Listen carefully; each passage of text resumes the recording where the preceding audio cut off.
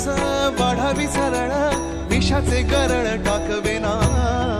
जगण्याचे देवा लाभ ऐसे बळ दुर्गुणाचा वळ पाहावेना ऐसे लाभो भान देगा